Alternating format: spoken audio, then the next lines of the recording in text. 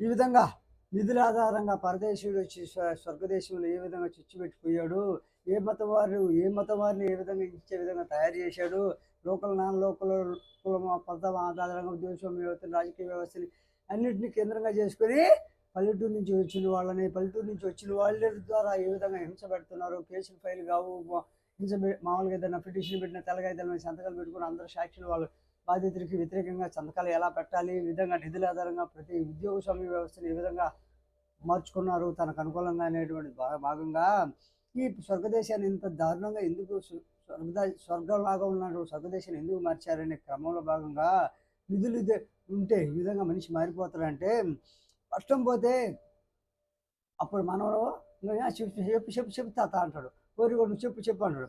పట్నం పోతే అనేక కష్టాలు పడాలి, అక్కడ మన ఉండదు అని చెప్పి ప్రజలు బయటికి రాలేరు. ఉద్యోగ స్వామ్య వ్యవస్థ, పొలిటికల్ వ్యవస్థ ఇవన్నీ మత వ్యవస్థలో ప్రాధాన్యత వహిస్తూ ఏ అన్యాయం జరిగినా, ఏ నిరసన తెలియజేసినా, ఏ వ్యవస్థ ఏ సంస్థ పట్టించుకోదనైనా, కేసులు ఫైల్ కావనైనా, ఒకవేళ నువ్వు కేసులు పెట్టినా తెలగైతల సంతకాలు సాక్ష్యాలను కూడా తెలగైతల సంతకాలు పెట్టించుకుంటారు. ఒక మతం వారిని ఒక మతాన్ని హింసిస్తూ ఉంటారు, బతుకుదాడులు చేసుకుంటారు, చంపుకుంటుంటారు. అయినా ఎవరిని ఏం ప్రశ్నించలేరు నాయన. బలవాధారంగా నిధుల ఆధారంగా ఈ విధంగా పొలిటికల్ వ్యవస్థ మాట్లాడితే తప్ప సామాన్యుడు ఏ విధంగా చర్య తీసుకునేదానికి లేదు పట్టణంలో. అంటే అవునా తాతయ్య అంటే ఎలా చేయాలి తాత, ఏముంది నాయన, ఆది మానవులాగా మా బతుకులు ఇంతే అని చెప్పి పట్టణంలో బతుకుతున్నారు నాయన, బానిసలాగా బతుకుతున్నారు ఒక్కొక్క సమస్యలో చూడండి అంటే, అవునా తాత దీనికి పరిష్కార మార్గం ఉంది, ఏం లేదు నా పైకి లెటర్లు రాసి వాళ్ళ ప్రమేయం లేకుండా రిపోర్ట్ తయారు చేసేస్తే ఏదో బెల్లం శనగలు పెట్టేసిపోతున్నారు. అసలు సమస్యను ఎందుకు పరిష్కరించలేదు అంటే, ఎందుకు అంటే వాళ్ళు లాభం వాళ్ళదైనా రిజర్వేషన్ లేని వాళ్ళకి గొడవలు పెట్టి ఓట్ల శాతం ఎక్కువ పోతాయి అని చెప్పేసి ఇద్దరిని అట్లా అణిచిపెట్టేసి దేశాన్ని దెబ్బతీస్తున్నారు నాయన. అన్యాయం చేసే వాళ్ళని అన్యాయం గురయ్యే వాళ్ళిద్దరిని అణిచేసి ఈ విధంగా దేశాన్ని నడుపుతున్నారు స్వర్గదేశాన్ని. అంటే స్వర్గదేశంలో ఏం జరిగింది ఏం జరుగుతుంది అని వివరించడం మొదలుపెట్టాడు తాత. ఈ పోరి మనవడు బాగా వినడం మొదలుపెట్టాడు. స్వర్గదేశంలో ఏబిసిడి అని మతాల మధ్య, కులాలు, ప్రాంతాలు, బంధుప్రీతి, పట్టణాలు, పల్లెలు, భూములు, ఉద్యోగాలు, విధించి పాలించే విధానాన్ని అనేక విషయాలను పరిగణలోకి తీసుకొని వాటిని అమలు చేసి స్వర్గదేశవాసులు ఒకరికొకరికి సంబంధం లేకుండా పోయి దోషులు నిర్దోషులుగా, నిర్దోషులు దోషులుగా మార్చే, శ్రమజీవులు పేదవారిగా, పత్రదారులు కోటేశ్వరులుగా మార్చి దర్జాగా అన్ని సంస్థల వ్యవస్థల్ని మేనేజ్ చేస్తూ ఉద్యోగస్తులే వ్యాపారస్తులతో చేతులు కలిపి ఆ నిధుల ఆధారంగా వాళ్ళ బినామీ వ్యవస్థ ద్వారా ఈ విధంగా కుట్రలు కుతంత్రాలు పడి వ్యక్తిగత లాభం పొందుతున్నారు. అంటే బినామీ వ్యవస్థని చేతులు కలపలేని వాళ్ళు, వ్యాపారస్తులతో సొంతలు కలపలేని వాళ్ళు, పేదవాళ్ళు, నిరుపేదలు, పల్లెటూరు వాళ్ళు ఆర్థికంగా దోపిడీ చేసి అప్పులు తెచ్చి వాళ్ళకి ఇచ్చేసి 100 రూపాయలు పొందాలంటే 20,000 ఖర్చు పెట్టుకోవాలి పట్టణాల్లో. అదే నిజం, అదేంటది అవునైనా అందరూ అవినీతి అంటారు. దశాబ్దాలుగా ఏ విధంగా మగ్గిపోతున్నారు తెలుసు. ఒక 100 రూపాయలు జీతం పెంచండి నాయన అంటే 20,000 రూపాయలు 30,000 రూపాయలు ఖర్చు పెట్టుకుని తిరిగి తెచ్చుకోవాలి. ఆ జీతం ఎందుకు తీసుకోవాలంటే ఒక్కసారి బానిసగా మార్చేసి అన్నింటిలో ఇరికిచ్చేసి పెట్టుంటారు, బయటికి పోవడానికి ఉండదు, ఈ విధంగా అలాగని ప్రశ్నించడానికి ఉండదు. ఆ విధంగా బానిసలు చేసి ఉద్యోగాలు పేరుతో మోసం చేసి పట్టణాలు చేర్చుకొని ఉన్నాను ఆయన.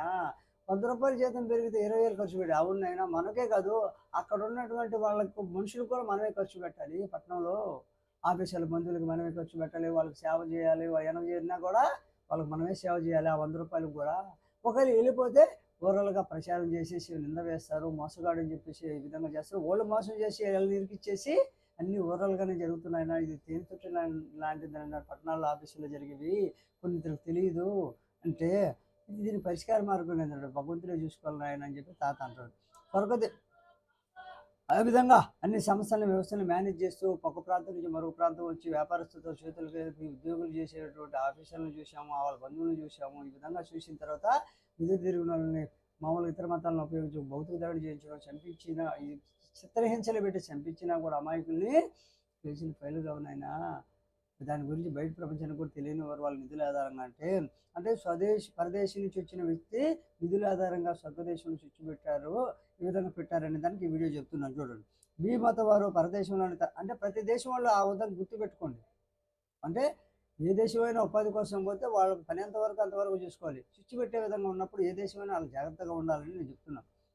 మీ మత వారు పరదేశంలోని తన మత వారిని ఏ మతంలోని స్త్రీలను ఎరవేసి దత్త స్వీకారం ద్వారా ఏ మతంగా మార్చి పతనం చేయడం మొదలుపెట్టి తన అధికారాన్ని ప్రశ్నించిన ఏ మతం వారిని హింసించడానికి పరదేశంలోని బి మతం వారు సైనికులతో వచ్చి అంటే పరదేశం సైనికులతో వచ్చి ఏ మతంలో కుల చిచ్చు పెట్టి చివరికి ప్రాంతాల మధ్య కులాల మధ్య చిచ్చు పెట్టి తెగల మధ్య కూడా చిచ్చు పెట్టి రాజకీయాల మధ్య చిచ్చు పెట్టి కుటుంబాలు భార్యాభర్తల మధ్య చిచ్చు పెట్టి పిల్లలకి తల్లిదండ్రులకు చిచ్చు పెట్టి నిధులు కేంద్రంగా చేసుకుని వ్యసనాలకు అలవాటు చేసి ఈ విధంగా స్వదేశాన్ని ఈ విధంగా చేశారు అని చూస్తే గుండె పెరిగిపోతున్నాయి ఆ విషయాలు బయటికి రావు. ఎవరి అధికారంలో ఉంటే ఆ మతానికి అనుకూలంగా మాట్లాడడం అలవాటు చేసుకున్నారు కానీ వాస్తవాలు ఏ విధంగా ఉన్నాయి వాటిని పరిష్కరించే విధంగా ఎవరు చెప్పడం లేదు నాయన. ఎదిరించిన వారిని చిత్రహింసలకు గురి చేసి ఈ విధంగా పెదవాళ్ళుగా మార్చి పరిశీలిగా వాడుకుంటున్నారో చూడండి, ఇరుగు బిరుగు లేకుండా.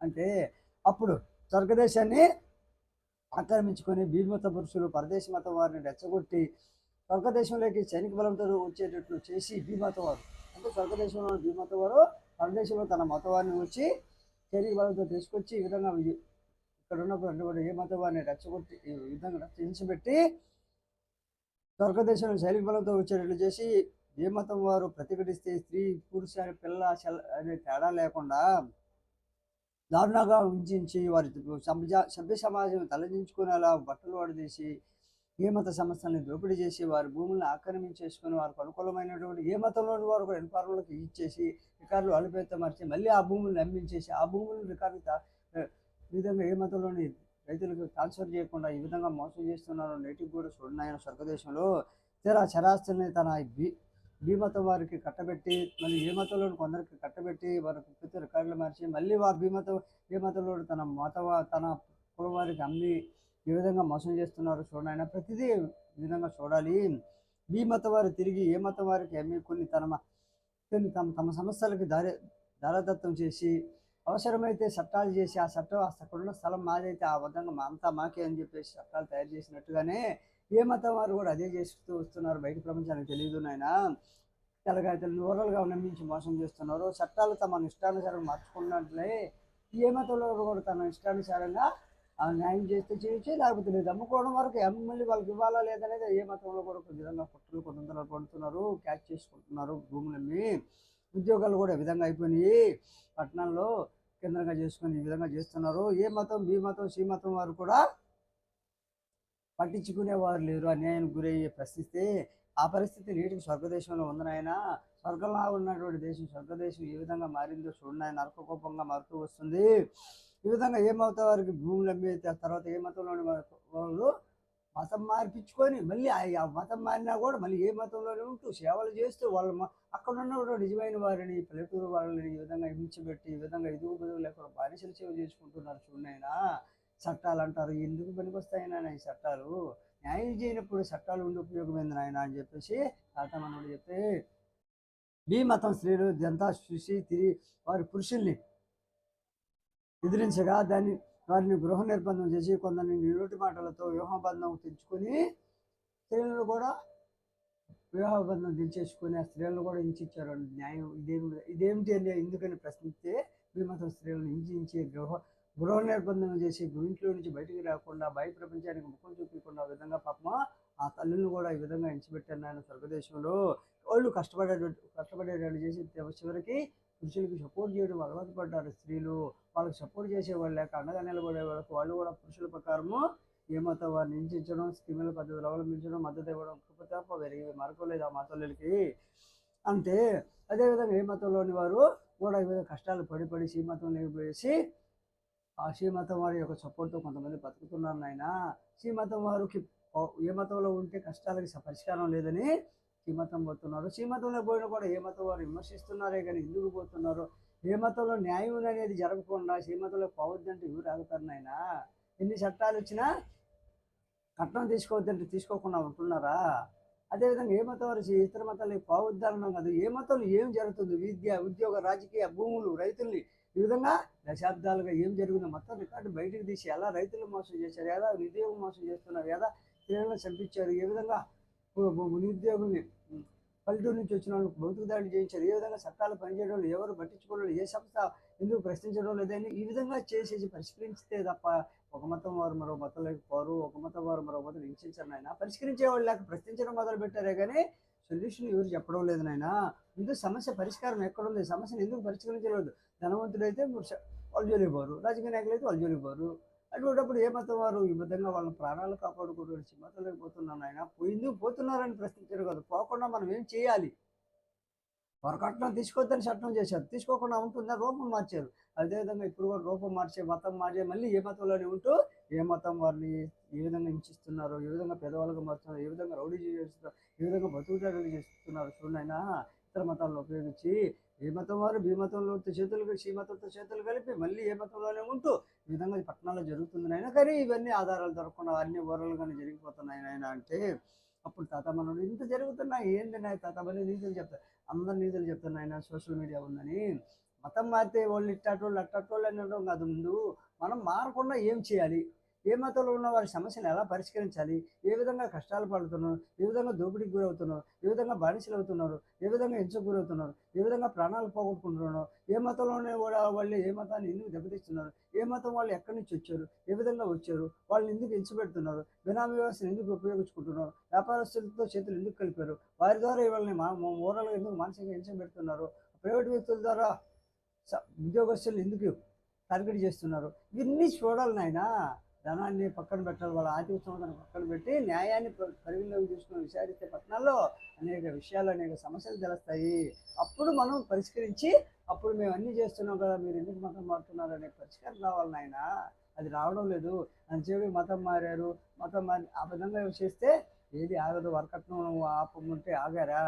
వరకట్నం ఇవ్వలేదని ఎంతమందిని చంపేశారు నాయన అంటే అవునా తాత అంటే నోరు ఉంది కాబట్టి వాళ్ళ మతం మామూలుగా ఏదో మాట్లాడితే ఏదో నిధులు ఇస్తున్నాను, అధికారం ఇస్తున్నాను, పదవులు ఇస్తున్నాను మాట్లాడడం తప్పునైనా అలా మాట్లాడుతున్నారే కానీ సొల్యూషన్ ఎవరు చెప్పడం లేదంటారు.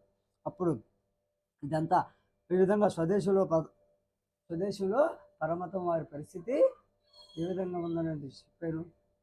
దీనికి పరిష్కారం చెప్పకుండా ఇది ఏ మతం వారు పరమతంలో పోవద్దు అని చెప్పి విమర్శించడం కాదు ముఖ్యం.